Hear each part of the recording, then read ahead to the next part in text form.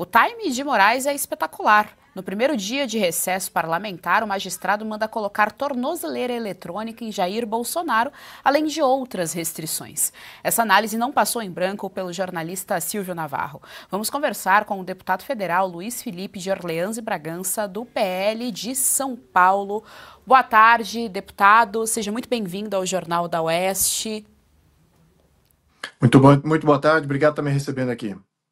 Deputada, a nossa primeira pergunta é como o senhor recebeu essa notícia e o time, né? O time perfeito. A gente precisa colocar ainda nessa conta a carta Donald Trump dirigindo-se ali diretamente a Jair Bolsonaro, dando pleno apoio, fora as outras declarações em relação ao ex-presidente Jair Bolsonaro.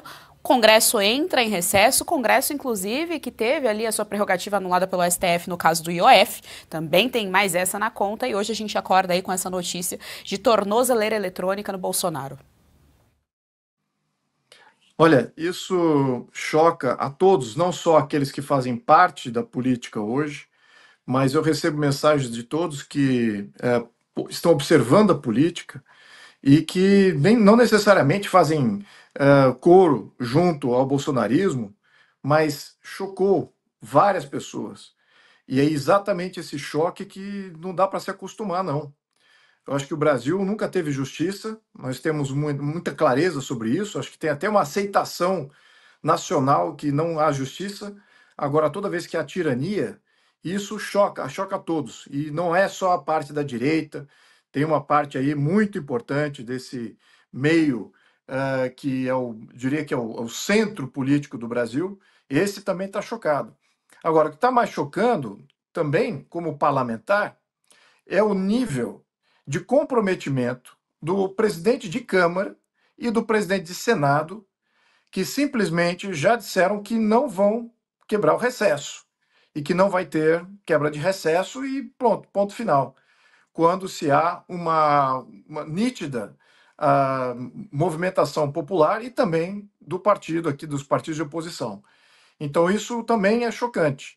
Essa postura canina, de lealdade canina a esses que estão conduzindo processos que, na minha opinião, e na opinião de muitos especialistas e não especialistas também, mas muitos leigos aí observando a política, veem que não são processos legítimos e que simplesmente não tem embasamento nenhum e que, de fato, tem muito, sim, coincidência com relação à questão eleitoral 2026. Jorge Serrão, nós estamos com o nosso deputado Luiz Felipe de Orleans Bragança, deputado federal pelo PL daqui de São Paulo. Sua pergunta. Bom, Luiz Felipe de Orleans e Bragança, a deputada Bia Kicis ainda agora colocou como prioridade máxima a aprovação do fim do foro privilegiado, que é algo que é importantíssimo, já devia estar aprovado pelo Parlamento brasileiro, que é também um dos causadores de todas essas grandes confusões e desse bate-cabeça institucional, e também o fim das decisões monocráticas do Supremo Tribunal Federal, que é outra contradição flagrante, que um órgão colegiado não pode, em tese, né, tomar decisões monocráticas que fiquem valendo, né? Tinha que ser tudo respaldado pelo próprio Pleno do Supremo. Qual é a expectativa concreta para que a gente consiga a aprovação dessas duas medidas super importantes do Parlamento, sabendo que, isso que você acabou de explicar muito bem, os presidentes das casas não querem que nada disso avance?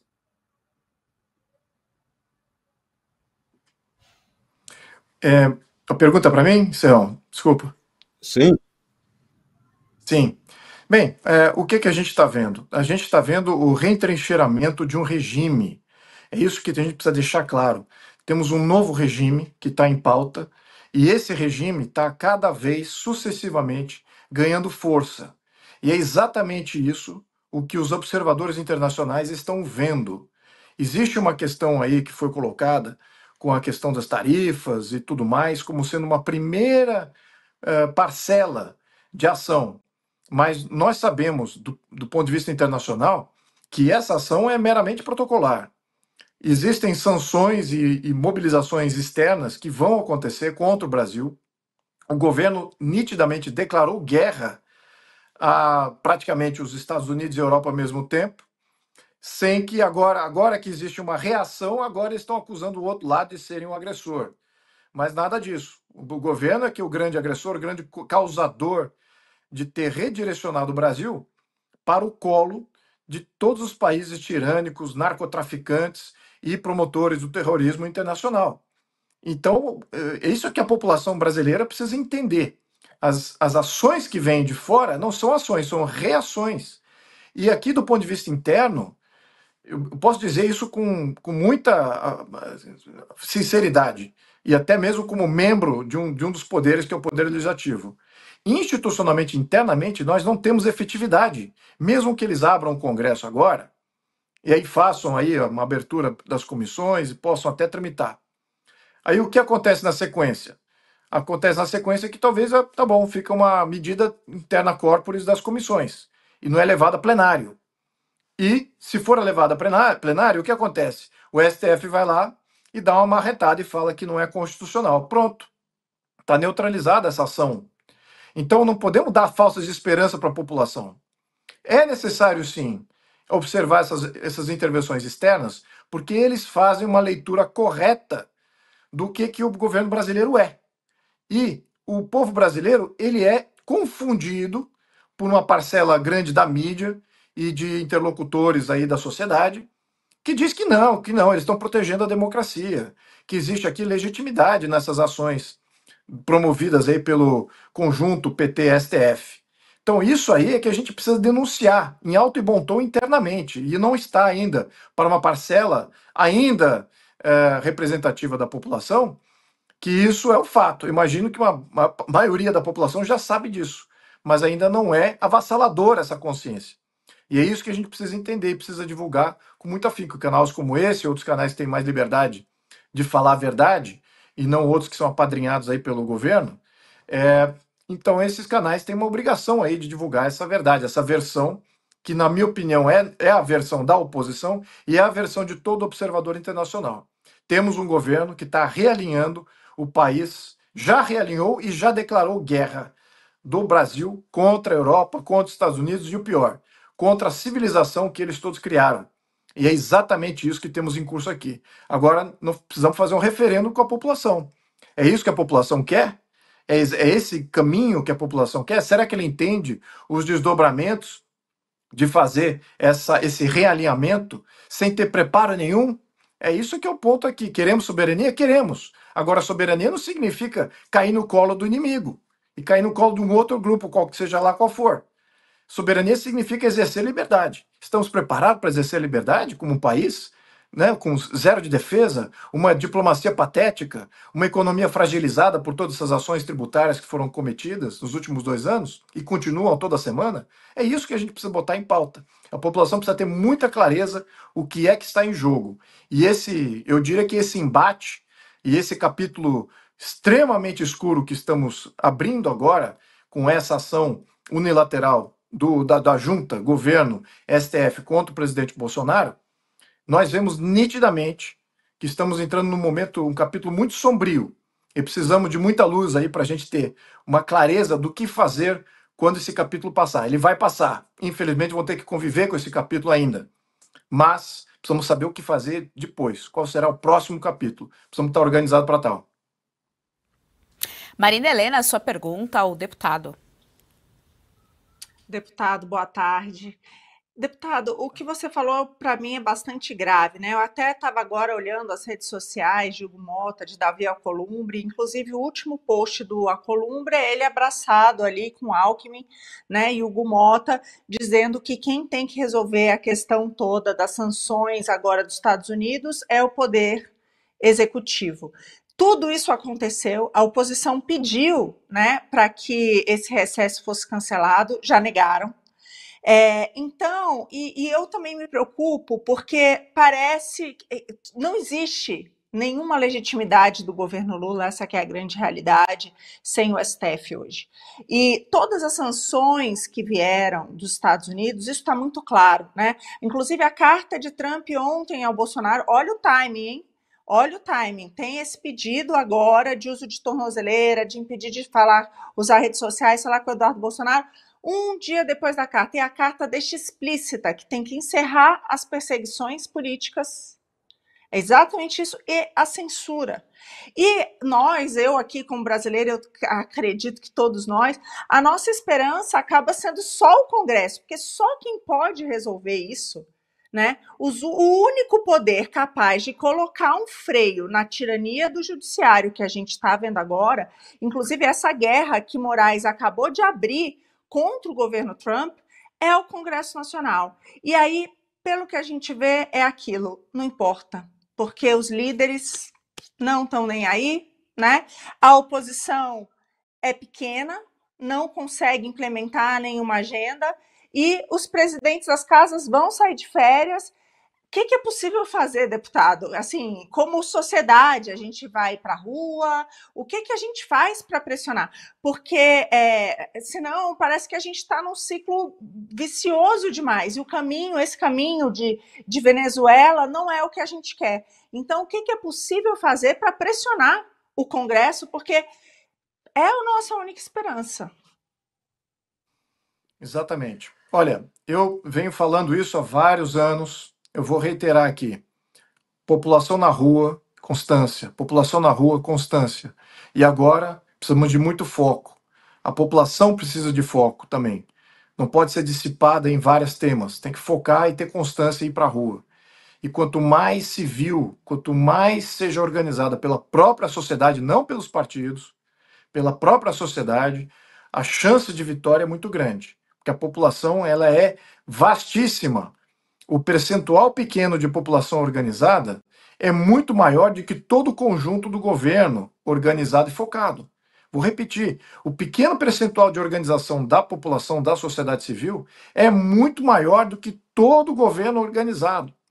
Então, nós vamos ver uma necessidade crescente de você ter mobilização, e eu concordo com você. Eu até falei internamente exatamente o que você falou. Falei para o grupo da oposição do Congresso, ou seja, envolve senadores e envolve deputados. Falei assim: olha, quanto mais inerte, ineficaz e não efetivo é o Congresso Nacional para se contrapor ao poder do STF, menos esperança a gente dá para aquela população que quer se mobilizar. Porque eles olham assim: poxa, se nem os políticos fazem alguma coisa, o que nós aqui vamos fazer? Mas eu quero sempre desafiar essa premissa, sempre, como ativista. Agora eu vou tirar minha camisa aqui meu chapéu aqui de deputado e recolocar meu chapéu de ativista, de cidadão ativista. Quando nós fizemos mobilizações em 2014, 2015, 2016, não havia políticos, não havia partido, não havia dinheiro de nenhum deles, nem influência e muito menos participação.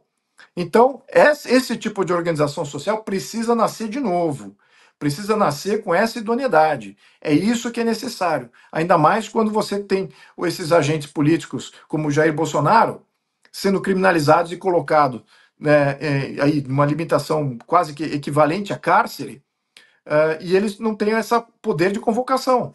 Então é necessário a população, as lideranças locais em cada estado se mobilizarem e fazerem com muita constância mobilização. E tem que ter foco, tem que apontar o que quer e quem são os inimigos.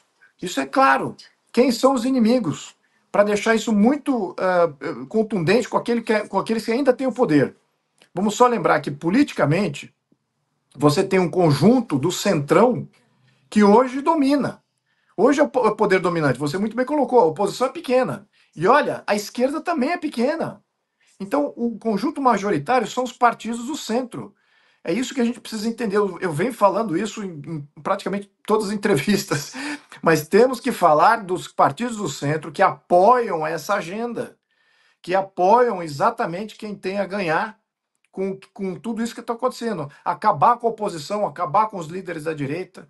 Eles ganham, o Centrão só ganha assim, porque aí ganha a projeção dos seus líderes, que são aceitos pelo sistema. É isso que a gente precisa deixar claro.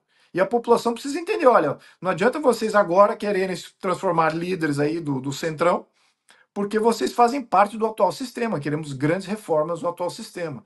Eu venho colocando isso. Então é isso que é fundamental, tá? A gente não viu isso ainda. Tá? O que eu estou falando pode parecer antigo, mas no contexto atual é novidade. Tá? É novidade a população sair sem praticamente ter um centro, ter uma orientação específica, partidária, política. É agora necessário mesmo a população, como organização da sociedade civil, se levantar e se contrapor ao sistema. Isso faz mal para todos. Agora, deixando bem claro isso aqui. Isso faz mal para todos. Não é só para a direita. A direita é hoje a vítima dessas ações. Mas, deixando maturar o atual regime, todos vão se prejudicar. Todos. O centro, a esquerda, qualquer moderação de qualquer lado, todos eles vão se prejudicar. É isso que está em jogo. É um novo regime e a gente precisa dizer não a esse regime, porque sabemos o que tem aí fora que copia esse regime. É Venezuela, é Nicarágua, é Vietnã, é China, é Cuba. São todos o mesmo modelo. Eu já tenho apontado isso também. Como é que funciona? O comitê permanente, que significa um julgador, executor e legislador, tudo no mesmo comitê. Todos eles têm o mesmo reflexo do que hoje é o STF. E é isso para esse lado que eles já estão operando no Brasil. De fato, já estamos num regime tal qual espelha esses regimes que eu mencionei. Agora eles estão trabalhando para reforçar isso aí. E a população ainda tem uma chance de se mobilizar contra isso. E é isso que é fundamental. População organizada. As lideranças concentram muito a atenção e acabam sendo alvos fáceis para serem debelados ou de ações policiais. Agora, quando você tem a população se mobilizando de uma maneira descentralizada, localmente, isso dá muito poder ao pleito, viu? Então essa é a minha recomendação aqui e não estou diferente. Eu acho que o Jorge Serrão aqui tem me acompanhado também. A gente tem debatido esse tema por muito tempo, mas ele é testemunha de que eu tenho reclamado desse mesmo tema, dessa mesma maneira, há muito tempo. Então, eu acho que a hora chegou. Deputada, nós agradecemos a disponibilidade do seu tempo aqui no Jornal da Oeste. Muito obrigada por nos atender. O senhor já sabe, tanto o Jornal da Oeste quanto a Revista Oeste estão sempre de portas abertas para recebê-lo. Muito obrigada, tenha uma boa tarde. Muito obrigado, boa tarde.